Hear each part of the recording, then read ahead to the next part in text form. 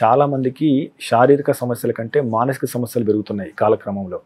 So, anxiety పెరుగుతుంది. So, ఈ tensions పెరుగుతున్నాయి. దీంతో చిన్న వయసు నుంచెల్లి మనకు బీపీలు ఇలాంటివి మొదలవుతున్నాయి. కొంతమంది ఎక్స్‌ట్రీమ్ స్టెప్స్ కూడా తీసుకుంటున్నారు. సో, ఈ మానసిక సమస్యలు పెరగడానికి గల కారణం ఏంటి? ఈ మానసిక ఒత్తిడిని జయించాలంటే మీరిచ్చే సూచనలేంటి? చాలా కారణాలండి. ఒకటి, ఇప్పుడు ఎస్పెషల్లీ యంగ్ పీపుల్‌లో social media is one of the biggest stressors అనమాట.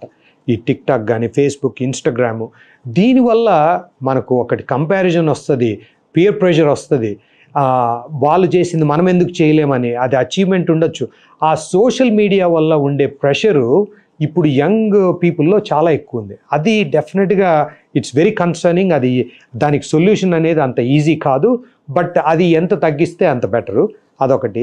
తర్వాత ఇన్ జనరల్ మనము స్ట్రెస్ ఎక్కువ తీసుకుంటాం. మనం అంటే వర్క్ మీద ఎక్కువ ఫోకస్ చేసి లైఫ్ మీద ఫోకస్ చేయడంలే. ఆ వర్క్ లైఫ్ బ్యాలెన్స్ పోయి ఎప్పుడు రన్ అనుకుంటా మన మీద మనం ఇన్వెస్ట్ చేసుకోకుండా వేరే వాటి మీద, డబ్బు మీదనో, కెరియర్ మీదనో, ఇంకో వాటి మీద ఫోకస్ చేస్తున్నాం. రాంగ్ ఫోకస్ అనమాట.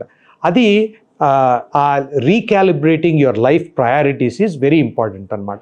అది చేయడం వల్ల చాలా మటుకు స్ట్రెస్ అదంతా తగ్గుతుంది.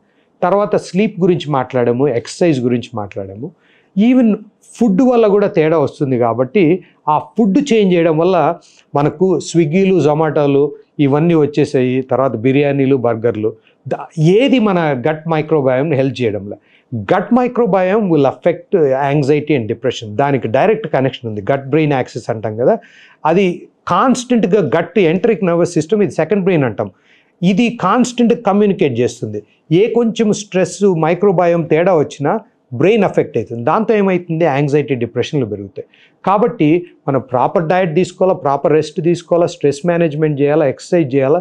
ఇవన్నీ చేస్తే కానీ ఈ స్ట్రెస్ తగ్గదు. ఇంకోటి ల్యాక్ ఆఫ్ అవేర్నెస్ అనమాట. ఇప్పుడు యంగ్ పీపుల్లో డిప్రెషన్, యాంగ్జైటీ అంటే ఒక స్టిగ్మా ఉంటుందన్నమాట. సో చాలామంది డిస్కస్ చేయరు. అది డిస్కస్ చేసి ప్రాపర్ ట్రీట్మెంటో, అది థెరపీనో, లేకపోతే కౌన్సిలింగో, లేకపోతే మెడికేషన్సో ఏదో ఒకటి తీసుకొని దాన్ని ప్రాపర్గా అడ్రస్ చేయాలి. చాలామంది ఇప్పుడు యూఎస్లో కూడా యంగ్ టీనేజర్స్లో సూసైడ్ రేట్ బాగా పెరిగిపోయింది. ఎందుకంటే ఒకటి ల్యాక్ ఆఫ్ రికగ్నిషన్. అంతా బాగానే ఉంటారు, నవ్వుతా మాట్లాడతారు, కానీ వాళ్ళలో లోపల ఏమవుతుందో ఎవరికి తెలియదు. అది మనము మాట్లాడితే తప్ప, మనము ఓపెన్ కాన్వర్జేషన్ అంటే మనం మాట్లాడాలి పిల్లలతో కానీ ఎవరితో అయినా. ఇప్పుడు పిల్లలే కాదు, పెద్దోళ్ళు అయినా కానీ వాళ్ళకి డిప్రెషన్ ఉంది, యాంగ్జైటీ ఉంది, ఎందుకు ఉంది, ఇవన్నీ రికగ్నైజ్ చేసి దాన్ని ప్రాపర్గా అడ్రస్ చేస్తే చాలా ఇంప్రూవ్మెంట్ ఉంటుంది. సో ఇంకో డాక్టర్ గారు, అంతకుముందు మనం నేషనల్ హెల్త్ ఫ్యామిలీ సర్వే చేసినప్పుడు సాధారణంగా ఎక్కువ బయటపడేది భారతదేశంలో పిల్లలు మాల్ న్యూట్రిషన్తో బాధపడుతున్నారు, లేదా వయసుకు తగ్గ బరువు లేరు, ఎదుగుదల లేదు, అంటే ఇటువంటి సమస్యలు ఎక్కువ వచ్చేది. ఇప్పుడు సమస్యలు ఏమవుతున్నాయి, ఊబకాయం అనేది చాలా పెరిగిపోతుంది. సో వయసుకు మించి బరువు పెరుగుతున్నారు. సో ఈ ఊబకాయం గురించి యాక్చువల్గా అంటే ఇది ఎట్లా ఉన్నది, దీని యొక్క తీవ్రత, అదే రకంగా ఊబకాయం రాకుండా ఉండాలంటే ఆల్రెడీ ఊబకాయం ఉన్నవారికి మీరు ఇచ్చే సూచనలు ఏంటి? ఒకటి, ఫుడ్. మళ్ళీ అది మన ఫుడ్ చాలా తేడా వచ్చింది. ఇప్పుడు ఒబిసిటీ మొత్తం all over the world. Westernised diet అంటే అది ఎక్కువ ప్రాసెస్డ్ ఫుడ్స్ కానీ, ఫ్యాట్ ఎక్కువ ఉండి, సాల్ట్ ఎక్కువ ఉండి, ఇవన్నీ ఉండే ఫుడ్ మనకు ఉండేది కాదు. ఇదంతా ఈ మధ్య కాలంలో వచ్చింది. అందుకే ఇప్పుడు ఈవెన్ యూఎస్లో కూడా 60 years బ్యాక్ ఏదైనా ఫోటో అది చూస్తే అందరు సన్నగా కనిపిస్తారు ఫోటోలో. ఇప్పుడు ఫోటో తీసుకోండి 2025లో ప్రాబ్లీ ఒక 40-50% అందరూ ఒబీసే ఉంటారు.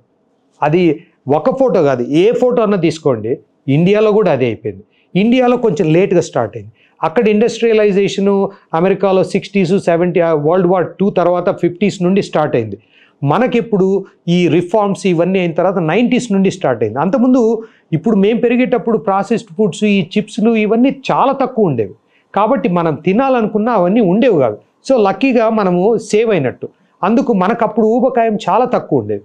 ఇప్పుడు చూస్తే యంగ్ కిడ్స్లో అది చాలా ఎక్కువైపోయింది. ఎందుకంటే ప్రతి ఒక్కరు కోక్ తాగడం, ప్రతి ఒక్కరు షుగరు, కేక్లు, చిప్స్ ఇవే కదా, దాంతో చాలా ఎక్కువైంది. అందుకు డెఫినెట్గా ఒకటి ఫుడ్ చేంజ్ చేయాలా. స్ట్రెస్ గురించి మాట్లాడుకున్నాం కదా, స్ట్రెస్ ఈటింగ్ ఉంటుందన్నమాట. ఎక్కువ స్ట్రెస్ ఉండే కొద్దీ ఎక్కువ తింటారు, దాంతో కూడా ఉపకాయం అయ్యే ఛాన్స్ ఉంది. తర్వాత ఏమైనా హార్మోన్ ప్రాబ్లం ఉందా, థైరాయిడ్ ప్రాబ్లము, ఇంకేదన్నా ఉందా, అది కూడా ఐడెంటిఫై చేయాలి. అట్లా మల్టిపుల్ రీజన్స్ ఉంటుంది. బట్ డెఫినెట్గా అది concerning. It comes down to diet and life style చాలామందికి.